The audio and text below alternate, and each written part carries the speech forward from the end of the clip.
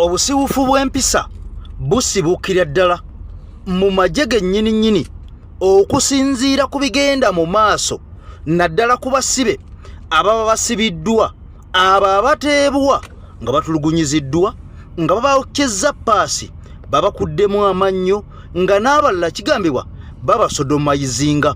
Kaakati olunaku olwaleero nga bwe nakunyonyodde ekibadde ku Onulavu Beach amagye gabadde gateevuunyanga munyeera olwa pulezidenti okuba nti yagamba agenda kusinkana abafuutu soldiers olunaku olwaleero babeeko bye bagaayagaayamu. Abasajja baayise nga balinga ensanafu era ogenda okakkana nga bamulemesezza enteekateeka zino. Kaakati nno sijja kubeera nga nkwongerayo nga video tonaba kubeera ng'ogimpeera ekigalo nga nompya nkusabye osubscribinge nga bulijjo ku mukutu gwaffe ogw'enkyukakyuka ogwa AKTV Media Uganda. Era ng'otegedde nti omulongoosa omuluutansozi yatuteekamu ensimbi ne tukunoonyeza bino byonna. Enkola yaffe ogimanyi, tusooka ne tukuwa akatambi akakuzeemu ne tukujjukiza ebyaliwo ku ekyo okusinziira ku ebyo bye tuba tugenda okulaba olunaku olulwo ennyini. Kati njagala owulire ebigambo bino omusajja ono ayogerera magye.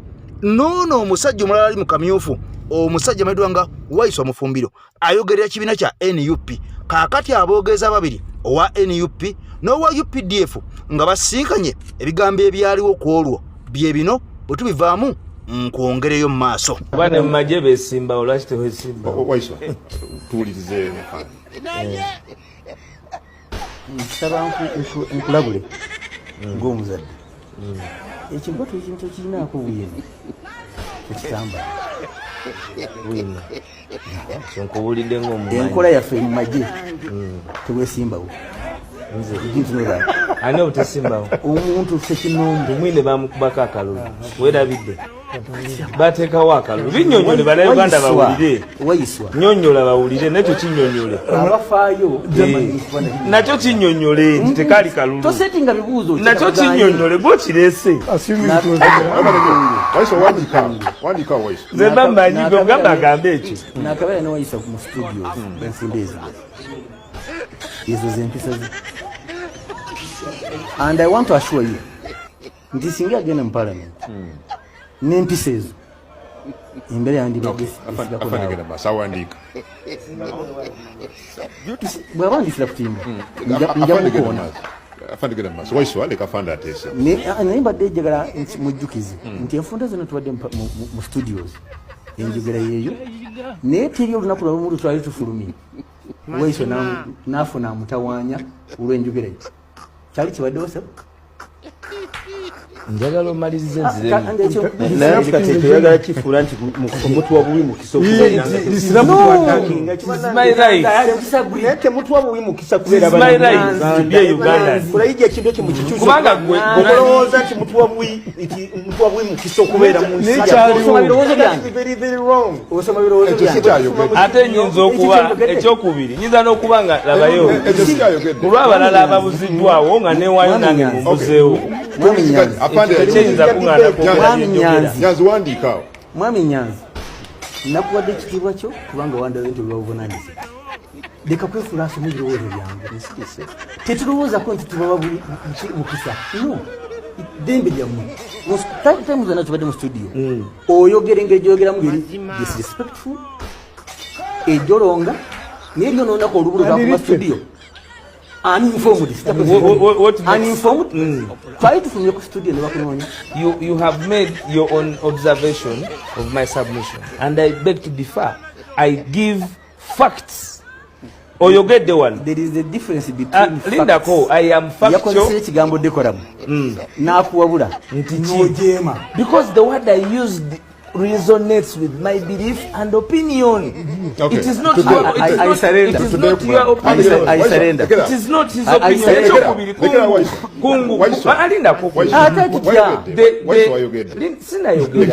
You have put me to the subject. The subject of discussion is abantu abatidwa, abantu abawambidwa. Mwagala tuyogereko tutya. Nsooka okutumira ku baana bonna abali mu kyondo kya Buwarabu amawanga gonna gesobola kubeera nga mmenya nti limu ku limu mwebale kugoberera mukutu gwaffe ogwa AKTV Media Uganda. Nenzizaako mikwano gyaffe mwenna abali mu mawanga aga Bulaaya mwebale nnyo mwebalidde kutambula n'omukutu gwaffe mwebalegete mujjanga okwo kakati nno maze okubeera nga nsimbula nga bwe nnakunnyonnyodde nti olunaku olwaleero ekibadde oli ku Lwano Love Beach kibadde kifumba mutuku ng'amagye gateevuunyanga munyeera mu kifo kya pulezidenti eky'obwannannyini olw'okubanga bano bawulidde nti bagenda kubeerawo olutuula olwa NUP ne ba Foot Soldiers olunaku olwaleero kaakati olukuŋŋaana luno balulemesezza era okugenda okakkana nga pulezidenti abasajja bano ba Foot Soldiers abasisinkanidde ku kibiina kyaffe wali eri ku head offices wali eri Makerere Kavule era bibadde bingi nnyo ebituukiddwako bibadde bingi nnyo kubanga waliwo ne comrade omu komanda waffe amaze okubeera nga proposinga mwana munne era mu maaso g'abantu awo mu lujjudde wamuproposingidde kaakati nno ebigambo bibadde ebigambo bingi nnyo era pulezidenti akonye ku nsonga ennene ez'eggwanga era nategeeza mwami Museveni nti essaawa yonna okalya ddakaddadde envunyo girira mu katiko kaakati nno ekusanga mu ttaka mwami Museveni mwami Kyagulanyi amuwooninze n'amugamba nti ku bigenda mu maaso byonna byazze ng'akola n'ebyo byakyateekateeka okukola essaawa erabika ng'etuuse eyengedde era ono atukuutidde n'atugamba nga twolekera akalulu ka 2026 tubeere steady ffenna twenyweze tugenda mu kalulu kalivaawo mpitewo kafuula biswa kaakati nno sooka nkumuliseku katono nnyo ku kibadde wali ku kitebe kyaffe ekikulu ekya NUP katono nnyo ate nkomewo n'ebigambo ebirala ekiri ewakiso kifumba mutuku ekiri ewakiso kitokota butokosi kankireete gwe tofaayo Banange mbadde neerabire n'okwerabira waliwo nno betwagala n'okupanishinga ku lunaku lwaleero manyi Mr. President zikiriza Jose ali luddawa Jose wa Bobi aliwa nina abantu abalina emisango egyannagomola era balinga basatu naye kansooke n'ono Jose ebintu bigendamu kubanga amanyi byazaakola era amanyi lwaki alina okubeera punished olunaku lwaleero gwenyabo ensonga za struggle z'ekibiina lwaki wazivaako n'obeera nga tokyali committed nnyo nga bwe wali lunaku lwa Foot Soldier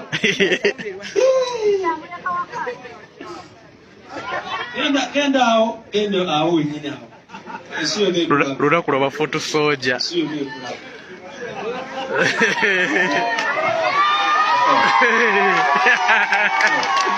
mu maaso ga pulezidenti abaana beporopozinze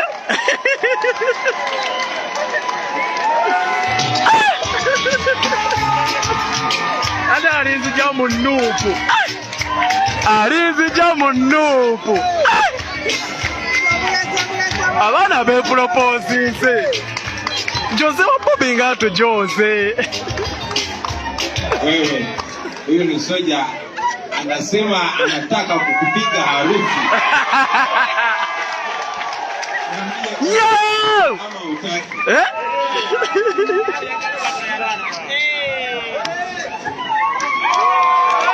mulaikenga video na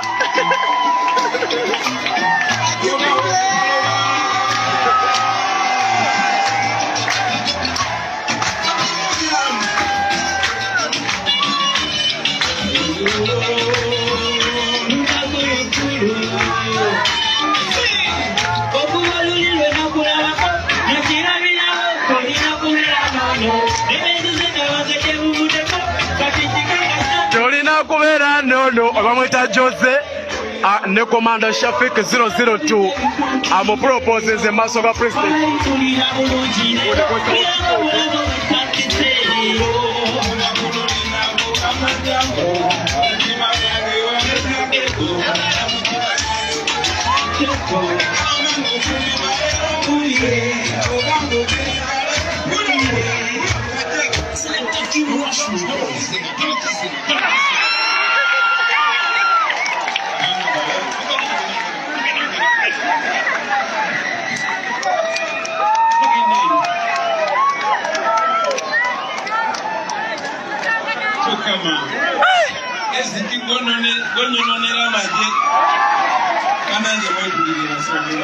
People power! Our power! NUP! and everywhere.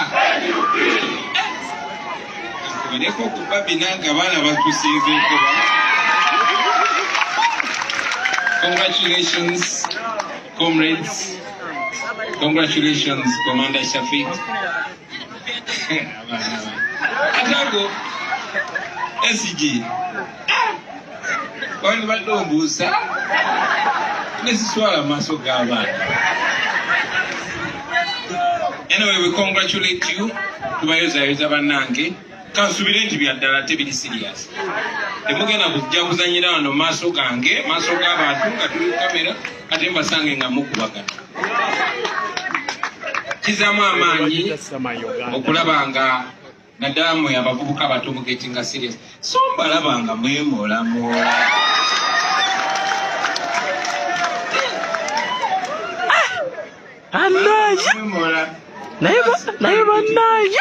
That's very beautiful. I hope it communicates to all of you. Kansubire ndichiwa mwena naddala mwe abakulu abesobola, but most importantly abali serious. Tetuli mu revolution byakuzanyazanya ibyo mwangaza.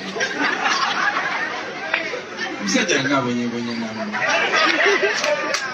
Banange buli wembagamba bufuna muno gamusimaganye nga mutegeraganye mufumbiriganwe mu butongole.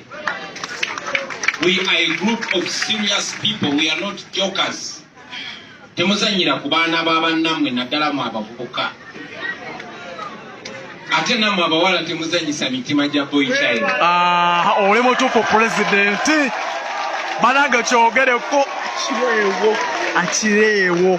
Kino ekintu kye tulimu kitulaga nnyo enkwatagana.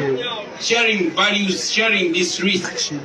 Going into this risk together means you are people of a common mind.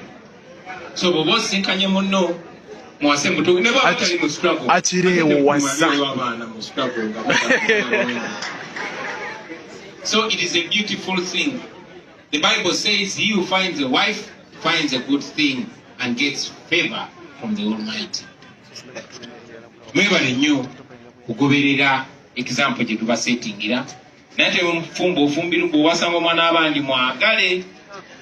For example, so congratulations, ladies and gentlemen. Very glad to see you. Senyo Balaba, comrades, Comrade Secretary General, Comrade Nubian, Comrade Sake, Comrade Patricia Mugisha, please come in. This is Patricia Mugisha. She's our leader in UAE. Just in 1 minute. Kakati nno nga sinna kutuusa butereevu ku kifa emakindi njagala nnyo nsooka enkwanjulire omuzeeyi wa fono mulongo waso omuluutansozi nakugamba nti omusajja ono bw'obanga weetaaga okunaaba ku kyogo gwe tolonzalonza ennamba yeeyo ekyogo ekya buli kkala bw'obanga oyagala okukuma ku kyoto ekyoto ekya buli kkala ekyo kyekyoyo omusajja ebyo bye yasimbukira mu mukwano gwa nga mpuliriza yabigunjuka yabikwata bukofu era ebigambo bino ebyebyoto n'ebyekyogo omusajja yabikugukamu kaakati nno mukubire bukubizi simu oba gendayo bugenzi ku ndagiro gy'abakwadde ebisigadde obimulekere kaakati nno mukwano gwa nga mpuliriza ebigambo bikutte wansi ne waggulu ffenna tukimanyi nti fulufigo ono azze amanyiira abantu bangi omuli abanene n'omuli abatono ono yatuuka n'okuwola mpaka ku General Museveni ne mutoowe amayidwa nga General Sale n'abavuma kyate abavuma nga ku nsi tekuli tekiriyo n'abakunkumula n'atuuka okubeera nga abayita emirambo n'ebigambo ebirala byefaananyizaako bwe bityo wadde nga wayita ennaku ntono nnyo ono yavaayo ne yeetonda n'alya ebigambo bye wabula nga amaze okubeera nga aboogerera amafuukuule n'amakikinike nti abantu bano tebasiima ekyamazima kyo abantu bano bandibanga tebasiima naye ate toyinza kubeera ng'onenya abantu bano obutasiima gwabakolera obutakya gwabakolera obutamala gwabakolera obutakoma gwabeera talina bwongo kubanga bw'omanya nti omuntu tasiima lwaki osigala ng'omukolera kubanga otegedde oli tasiima tajja kuwadde n'ekikumi lwaki osigala ng'omukolera ng'okimanyi tasiima era mukyalo ono azayogera ebigambo bingi nnyo oba oliawo n'okuwemula eggwanga era ng'ensi yamusiriikirira ng'emutwala nga mistikolo ng'emutwala nga ekisikirize. Kakati nno ono yavumyemu abatavumika bw'atyo yalumbye Tamale Mirundi Junior ng'amuyisaamu ebigambo ebiyitirivu ennyo nga kuno kuliko mbu ne maama we. Kakati nno Mbolo Junior n'akwata omukyalo ono n'amutwala n'amukuba mu kkooti olwo bafaafaagane kakatwawule abalenzi ku basajja. Wabula nga tanaba kubeera nga ono amukuba mu kkooti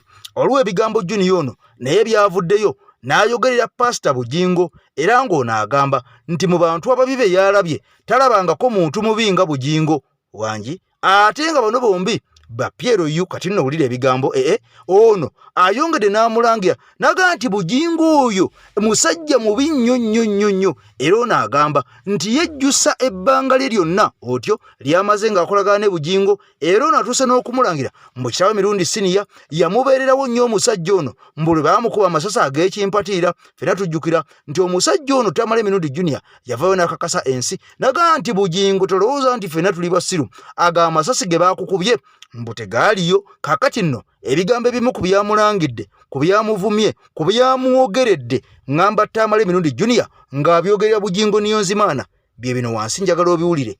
Abasajja tebakyatya kakati ne bannaabwe babawemukira oba zino diversion oba bivumo bya ddala oba kweyisaamu gaali kwa ddala. Nze naawe kansooke kino nkigirewo ddala mu ddiiro olwo twambuke butereevu nnyo wali Wakiso nkubuulire kifumba mutuku. NUP ku ground efuuse NUP amazigo genda gawulira emiranga n'ebiwoobe kankuje wa Tamale Mirundi Junior nkutwale butereevu mu nsonga ennene. Junior ebigenda maaso biwulira osirise byatulinze live batuka omusajja kaakolera yivu kino kifuru figa Bugingo ya kituma kiri Bugingo ko keketa okukolo kaliyanga ate musumba na yabiri omusumba tabirimu yasindika bali bato anti fulungu solo tisiye kiye siva mu kubira wano Bugingo sibira basibimanyi kale golutwe kata mata Junior ovumye musumba oli musajja wa mukama Bugingo tebagenda kweyambisa TV batuvume nga yabatuma. I don't know what I did to that man. Anya wandika script ya gundi Bugingo yabatuma batuvume ate Bugingo ankoze bubi nnyo because bulijjo manyi tuli ku team yemu ne Bugingo. Bugingo yafuna ebizibu tatange namu defending nali ku graduation yange Bugingo namuyita ne Bugingo musajja ali craft taina mukwano ndukubidde wa sibiba bade sibiraba mbuli obulira njiri ki Bugingo oli mukambwe ono mwala fulu fika tasula kutwepankira ono yali awusigalo nga tusoma nekiri kisenga ugo mutego siriya akabaliga obina senga ugo akabaliga sina obina bwezi nekimaze bwingi famanya nekisineke ebinyi omunyo nzuku y'obwongo tega mukungulira nja kuba paka Yesu bwali katika nkubire ddala Bugingo Bugingo alime kudamuna kunepa bagamba ekyenyanja kivunda mutwe kale obwo gwe mutwe yatuvuma TV ya mulemo okumanija era mukubidwa ne mga Bugingo mvumira ki kwakire ekiwala kifuru figa kyo kirowooza ati Bugingo yatuzala tujja muwolereza ise Bugingo ni mukwano gono principle sine kikubi kyezija wa Bugingo kati ono omuwala anvumira kifuru figa nekino kisenkubuge omutwe gukiranga obubina bwezi n'enkobe kiranga kakati nno akuddira mu luyimba nga bulijjo bwataluwoomya nze nja kusigala nga nsaba vidiyo eno gimpera ekigalo mukwano gwange atugoberera bw'obanga olimpya ku mukutu gwaffe tukwaniriza nnyo eno ye AKTV Media Uganda omukutu ogw'enkyukakyuka ogw'omuntu wa wansi omuntu wa bulijjo. Kakati nno mu mbeera y'emu mukwano gwange mpuliriza nkugambye okutwala kukiri emakini ku kifa Wakiso ekifumba omutuku ku ground naye waliwo amawulire amalala ge tutasobola kubeera nga tuyisaako amaaso oba ge tutasobola kubeera nga tubuuka. Abasajja n'abakazi ba foot soldiers kakati bakutte wansi ne waggulu mu ngeri etya. Ampuliriza ebigambo bingi bize biyitingana. Abasajja bano ba foot soldiers naddala omusajja amanyiddwa nga Umaru Kisekka omusajja ono abeesinga mu ggwanga erya South Africa kakati eno gy'ava n'abeera nga mukwano gwange emmundu agikuba buteesaga buteddiza wano ku intaneti oba ku YouTube oba ku TikTok oba ku Facebook. Omusajja wonna yabamba yawanama yayitawo nga tawena. Kakati nno ono yavudde n'abako ebigambo byayogera wabula omusajja ono waliwo ba foot soldier abamwambalidde. Ku nsonga ki gye bamwambalidde omusajja ono yavuddeyo n'ategeeza nti diaspora naddala bannayuganda abali mu ggwanga erya USA mbw'amaanyi gabakendedde baganye okulabira ku bannaabwe abali e Canada bakoppe Canada kyekola naye mu USA mbw'amaanyi gabakendedde. bwe bavaayo ku demonstratinga balabikako abantu 3 ku street. Omusajja ono n'abuuza lwaki baba basazeewo ku demonstratinga bonna tebayiika ku street nga bwe tulaba bannaffe ab'e Canada. Kakati nno ebigambo bino omusajja byamuzadde ebitukula makayi byazaalira ku nsiko ogenda okakkalanga bafuutu soja abalala bamwambalidde wabula ono akakasa nti bano si bafuutu soja ba muzinzi wabula bano be basajja ba mpuuga abawedde emirimu abamwambalidde. Ebigambo bino sigenda bimwogerera kansooke mbikwe biveewo twolekere wali ewa Kiso. Ennaku 2 sibadde nnyo active ku social media naye omwana omuwala yazze mu inbox yange n'obukambo bw'ekitalo gwe kiseka koza ate kiki mwe muli eyo mwebase ate eno balabe baffe bakeera buli lunaku buli kaseera tebayosa kati mwe muli eyo ne mugamba munnange mbadde ninamu ebinkutte ebizibuzibu naye nzija siyinza kunyiigira mwana oyo lwa nsonga atugamba tuleme kusuula gaadi. Tuyina evo okuwanika kigaadi olutalo tetunaluwangula. Osegedde mu mutima gwe gumu gwe nayogereramu n'enkola video ne mbagamba mu diaspora amaanyi agaaliwo wateekeddwawo okubaako ne kye tukolawo so si kubireka nga byononeka bwononesi bwe bityo.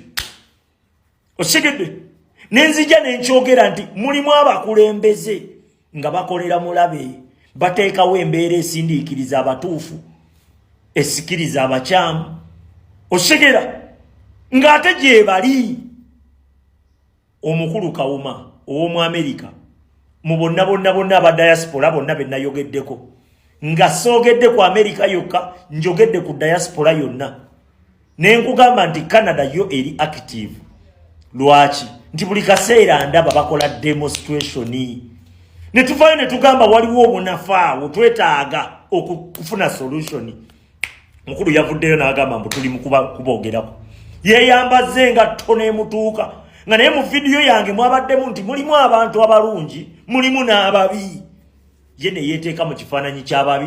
We yamaze okweteeka mu kifaananyi ky'ababi Kawuma Dokita Kawuma we yamaze okweteeka mu kifaananyi ky'ababi n'atambula n'ajja ku TikTok yatuukidde mu bawagizi ba Mpuuga ne Besigye. Jjukira abo bo tebanjagalangako nga batandika kiseka ng'ayogera nga nze kiseka bwe ndi omunyambi nze kiseka bwe nkolera mu 7 biki which is okay naye kye nabadde mbagambako kifu oba kituufu. Nupu chaputa mu Amerika amaanyi weegali agasooka oba tegakyaliwo kubanga ffe omukulembeze gyali ku ground amaanyi weegali mu buno amaanyi Bampuuga bonna tubasudde abaali babuzaabuza abantu tubagamba nti temuyingira mu kifulu kya muyimbi oyo ne bagaa tetujja kgendayo. Osigedde kitegeeza tulina we tukola ki we tubajja tuli kuki omulimu tugukola kati awali obunafu wennyegako tufune solution yaawo. Omukulu yavuddeyo neewunyiza nnyo ne ngamba mu Amerika gye neegomba okugenda akulira Nupu Chaputa mu Amerika. Eyo information yo lwagirabye yalabye nga ngamba ye really nga ngamba ye nalaba nga ayina kujja ateera kulwanyisa kiseka ku internet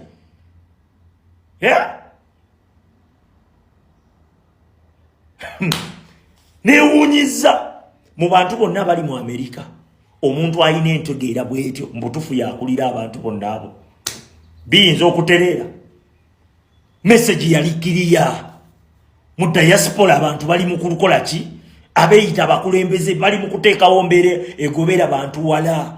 Yensonga lwaki demonstration tezikyakola ki tezikyakanirwa nnyo bantu okujjako ng'ongamba nti Amerika eri fine nga bwe yali awo nfukamira n'okwetonda ne neetonda naye wewabaawo ebyasoba tulina okubaako n'engeri gye tugenda obbitereezaamu. Osegedde gwe Kawuma sikumensonize wadde linnya n'okumanya nze nakutegedde butegeezi bangambye bugambe nti oyo yakulira Nupu Chaputa mu Amerika ne nga ate kati namukoze eki nakoze eki ekiryawo Weyambaze engatto nekutuukira ddala. Ffe tulabenga ebintu bikyama mbu tusirike busirisi. Wateekeddwawo okubaako ekyokukola senga tulaba ekikyamye, so si kulaba bulabi bintu awo bigende bugenzi bw'ebityo. Obunafu weebuli. Osegedde obwo bwe nayogerako. Nayogera oba gwoleeta obunafu weetereeze. Nayogera ne ku South Africa. Nayogera mu diaspora yonna n'enzijamu ensi emu. Canada. Kati tusoke tulabe tutuuke kutuuka kaseera nga ne Canada naye eyonooneke eggwawo butulyoke tubeereko ne kye tukola. Nga mpuliriza nkusaba n'obuwombeefu omukutu gwaffe osubscribinga oba ng'okyali mupya. EKTV Media Uganda gwe mukutu gw'okyaliko. Nze Eke Master emabega w'omuzindalo. Nze ntudde okubeera nga nkutuusako ensonga ennene ezifudde mu ggwanga lunaku lwaliro nga sinaba kubeera nga tuluwunzika. Kaakati nno ekifa ewakiso kifumba mutuku. Bannanuupu bonna amaaso gamaze dde okubeera nga gabakanuka ku ssaabo abatali ba NUP ab'ebibiina ebirala. Kaakati nno ng'ekigenda maaso wali ku ground ampuliriza okusinga nja kutunulira kya NUP kubanga twamaze dde okubeera nga tuyisa ebiwandiiko era mukwano gwange ebigambo byamaze dde okubeera nga bitambula okwetolola Uganda yonna oba oliawo ng'omusajja amanyiddwa nga Secretary General owa NUP amanyiddwa nga Lewis Lubongoya ye yavuddeyo n'abeera ng'ayatula ebyama bino oba nayasa ekyama kino naga nti omuntu yenna okubeera ng'okwata bendera eya NUP okikirye NUP mu kifo kyonna kyeba NUP esazeewo olina okubeera nga mukwano gwange osaliddwawo abantu ab'oku ground. Kakati nno abantu abawansi be bagenda ng'okubeera nga basalawo ani w'okuwa kadi ani w'okubeera nga taweebwa kadi okusinziira ku ebyo eba bigenda maaso naddala ku ground bajja kusinziira ku mbeerayo oli otya mu bantu obeeramu otya era abantu bakoledde ki bingi bijja okubeera nga bitunulirwa wabula ng'ekinaasingira ddala okumala egobe mu kibya kwe kubeera nga abatuuze bennyininyini oba abalonzi bennyininyini be bagenda ng'okubeera nga bavaayo basonge olunwe oba bawande eddusu ku muntu oyo gwe banaabanga basiimye. Kaakati nno situmanyi kino bagenda kukikola batya okubeera nga abantu bababuuza basalewo oba banaakubanga kalulu ka kikungo oba banaabasimbanga mu mugongo ne baga tusazeewo gundi ono yaba atukwatya bendera tetumanyi naye ng'omukulu yamaze dde okubeera ng'ategeeza nti omuntu yenna okuweebwa kaadi yaffe abantu ba wansi abalonzi be bajja ng'okubeera nga baditamininga nti oyo mumuwe oyo temumuwa oyo addeyo mu paliamenti atukiikidde bulungi ono taddayo. Kakati nno ebigambo njagala biwulire ebiri ewakiso ampuliriza kifumba mutuku njagala okyewulireko. Ssaabasajja Kabaka wangaala olamula Obuganda. Nze Eke Master mabega w'omuzindalo ze mbadde okulwa EKTV Media Uganda Management yonna omulongooso mu Lutansozi genda kukumira ekyoto genda kunaze ku kyogo gwe Bulaaya ennamba egikoneko ku WhatsApp oba ku direct call omuwa amannya n'ebizibu by'obimuwe olwo ebisigadde obimulekere mumpe waawo ojja kubeera nga akolako. Bye bye. I sign out for now. Okusinzira ku getulina okuva ku ground district eyewakiso race eya chairman NRM erowooza kukuleeta engineer Ian Cheyune waali awo mu race era mulimu Sempala Kigozi Ssajja lya Beene ayagala tiketi ya NUP. Mu race era mulimu Najja Nasif ye speaker wa district eno ye speaker wa olukiiko lwa district ye Wakiso. Race abasatu betulinamu naye mbagambye nti betwategeddeko bwe binaaba bikyusenga waliwo abalala n'abanaaba bavuddemu tunaabawo nnyo okubulya. Katandike ne candidate w'ekibiina ekya NRM ye engineer Ian Cheyune alaga nti ayagala kwesogga ayagala kuddamu kusaba ekibiina kya NRM kigende maaso n'okuleka kimuwandako eddusu. Teweerabira nti ono yamala ebbanga ddene nga ssentebe owa district y'e Wakiso engineer Ian Cheyune yaliko ne RDC era bw'oba ojjukira bulungi ye yali ssentebe abantu b'eggangu ku lw'ebusaabala baali b'eggangu bamale bamuyere enfuufu nga bawakanya ekkuba eryo okuba nti lyali mu mbeera mbi yadde nga mu kaseera kano likoleddwa yoyo gwe baayira enfuufu engineer Ian Cheyune. Kakati okusinzira ku biriwo nti ekibiina kya NRM bwe kyagenda maaso n'okulabika nti kimusuula inginiya Ian Kyewune yanyiigamu era mu kulonda kwa 2016 yawagira ttiimu eyaliko Ssaabaminisita Amama Mbabazi ng'anyiizeemu oyo yewagira Mbabazi mu 2016 era n'ayawula n'ab'ekibiina kya NRM n'emirimu gy'ekibiina kya NRM n'agenda maaso n'okulabika nti yakendeeza okugikola. Yali nnyo atuuliriza musaga ebimu ku byamuleetera okugenda maaso n'okufuulinga out n'ekibiina yesaga ey'ekibira eky'Ennonve n'Eggunda mu Kakiri nti ye n'abakulu abalala abaavumaganya erinnya ery'ekibiina bwe bagenda maaso n'okwezza ettaka ery'ekibira eky'Ennonve n'Eggunda mu Kakiri. Bw'asuulibwa ku bwa RDC yanyiiga nga bwe mbategeezezza nti n'ekibiina akisuulawo n'asooka n'awagira ku Mbabazi. Mu mwaka gwa 2021 yayagala okuddamu aweebwa tiketi y'ekibiina wabula ekibiina tekyamuwa kaadi ekya NRM ne kigiwa Mayanja Moses. Kitegeeza nti NRM mu kalulu ka 2021 eyavuganya ku tiketi yaayo yali Mayanja Moses. Ono tutegedde nti tayagala kudda ku kifo kino olw'ensonga nti atunuulidde ekifo ekya Busiro ey'Amambuka. Busiro ey'Amambuka wano waliwo omubaka munnakibiina ekya NUP gwe bayita Paulo Nsubuga. Kati munna NRM ono Mayanja Moses aliloaded bwe bagamba nti aliloaded ekitegeeza nti musajja mugagga ayinamu kasente ayagala kuvuganya eri mu Busiro ey'Amambuka. Okitegedde kakati ye abadde ssentebe w'ekibi abadde ssentebe wa district ewa Kiso era ng'akyali ye Bwanika.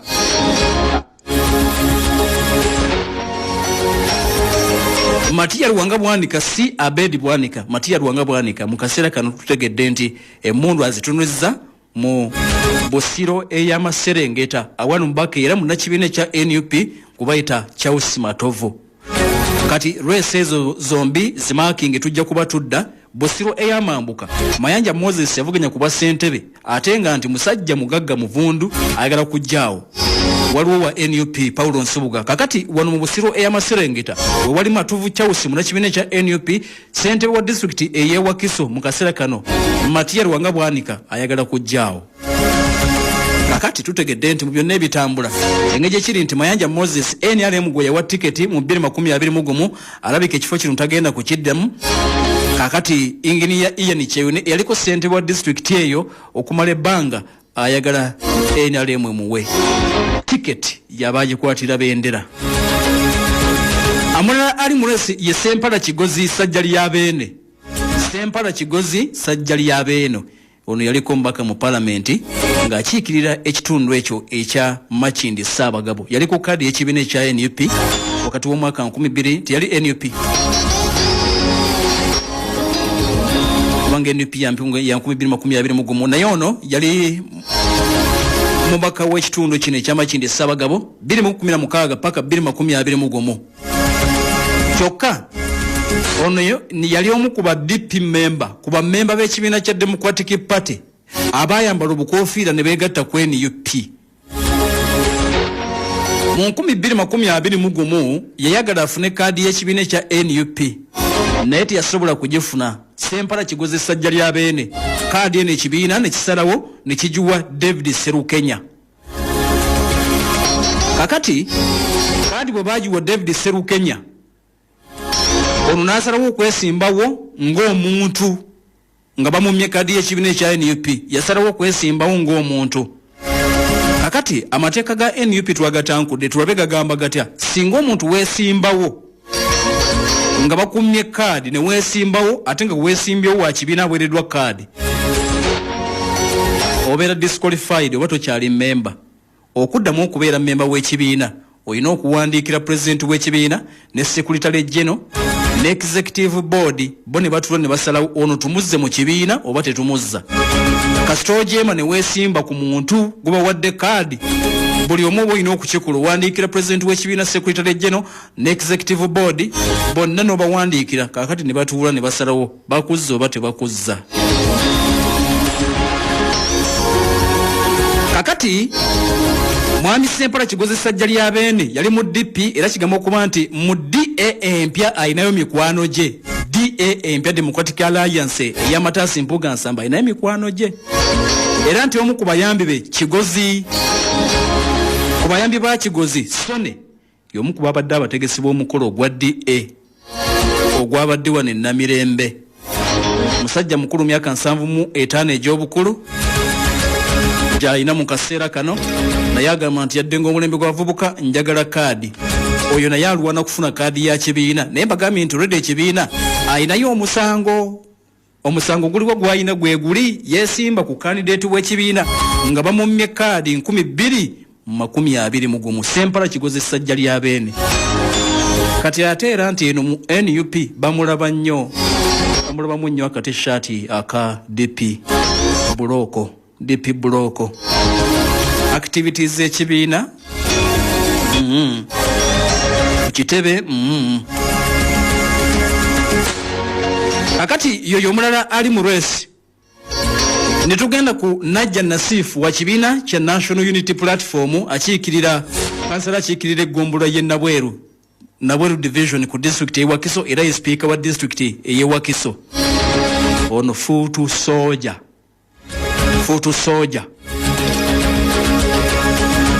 kakati bino bye bimu ku bimukwatako. Mu 2021 Najja Nasifu ono yakulemberamu okuŋŋaanya alizaati zonna ez'akalulu ka Bobi Wine 2021 era wakati nga Kyagulanyi agenze mu kooti ng'agamba nti baali bamubbye akalulu, ono yayina obujulizi obusinga obungi nga bwali ku pages 186. Najja Nasifu abadde team leader mu by election zonna ezibaddewo okuva e Kayunga okutuuka e Kisoro. Najja Nasifu mu mwaka gwa 2021 yali omu ku baali vetting process y'ekibiina kya NUP. Ono General Secretary wa National Local Government Caucus munda mu kibiina kya NUP ali nnyo wakati mu kutabaganya obutakkaanya oba bwaluseewo mu bakulembeze ba gavumenti ez'ebitundu naddala ab'ekibiina ekya NUP.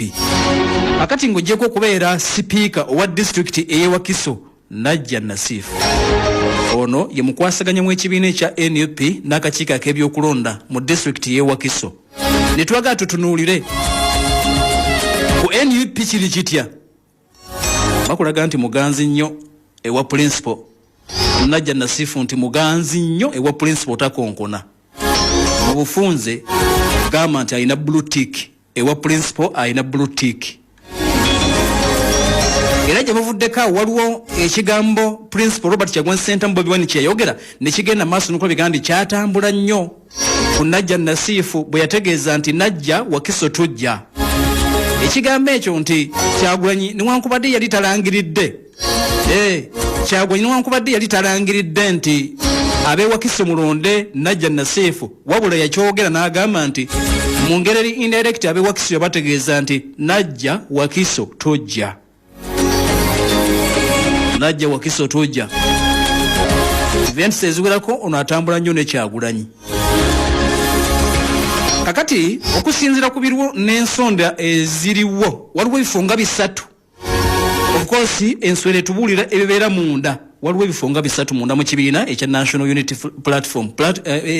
Position zinga 3 ezamaze dde okulabika kandi zakakasiddwa nti abo bwe bagenda okwesimbawo emu ku zo nti eyinza okuba eno Najja Nasifu NUP okumuwa kaadi. Kiyinza okubeera ekizibu ennyo eri musajja mukulu Sajja lya Beene okufuna kaadi y'ekibiina. Kakati nti emikisa giringa 80 ku buli 100 okufuna kaadi y'ekibiina kya NUP. E Wakiso nga kansala kati gye nkututte abadde akoze atya ku ground kwali oba nedda. E Wakiso nga kansala yakulemberamu olutalo lw'okulemesa abakulu mu State House n'okuva mu ministry ey'ensonga z'ettaka okutwala ekibira ky'eggunda yalulimu nnyo. Era n'abeera ne mu lutalo olulala olw'okulemesa omugagga Sudiru okuyiwa ettaka mu nnyanja wali ekitubulu ku lw'Entebe. Era n'akulemberamu okutaasa abatuuze b'Ennangabo ku factory eya plastic okuva ku mukka omubi ogwali guva mu factory eyo era kakananga abantu baliyiriddwa akati yoyo najja Nasifu nga bwe nkubulidde ewa principal takonkona kati okusinzira ku biriwo bobo batadde ku resi babiri najja Nasifu ne sajja lya bene Sempala Kigozi oli alina experience wa myaka 75 era nti olutalo olutambula nti bamukubisa experience bali bagamba nti omwana muto ffe tulina experience kakati timu nyono najja Nasifu yegamba nti oliwo experience myaka 75 naye ate ffe tuli ba intelligence ne experience kakati bwe bitambula ne bagamba nti najja Nasifu ali nnyo kumpi ne principal ali nnyo kumpi n'ekibiina kya NUP alina emikisa egiwerako ogenda maaso n'okulabika nti afuna kaadi ey'ekibiina ekya National Unity Platform bakwatira bendera Wakiso District kamu 2026 kakati bwe kiba nga bwekito bwe kiri race eno engeri kiri nti mbategeeza ni wali nti Latiga agambye nti bonna abanagezako okwenganga Bobi Wine mu Buganda bakyalina obuzibu ekibiina kya NUP kigambibwa okubanga kirowoozebwa okuba n'emikisa emingi still mu district eno y'e Wakiso ogenda maaso n'okulabika nti kiwangula ne bakandidate abanaaba bakutte bendera kati bombuuza nti kiyinza kubeera kitya najja Nasifu ayina emikisa egiwerako okwetikka ekifo kino 2026 naddala ngeri gye kiri nti alina emikisa nga 80 ku buli 100 okufuna kaadi ey'ekibiina ekya National Unity Platform kuwa ssentebe oba district ey'e Wakiso naye nga bulijjo tugamba nti betukuwa si byankomeredde kubanga bisobola okugenda maaso n'okulabika nti bikyuka era bwe biba bikyuse tukomawo ne tugamba nti kaakati okusinziira ku kiriwo kino na kino byakyuseemu kubanga nga bwe tugambye nti betukuwa si byankomeredde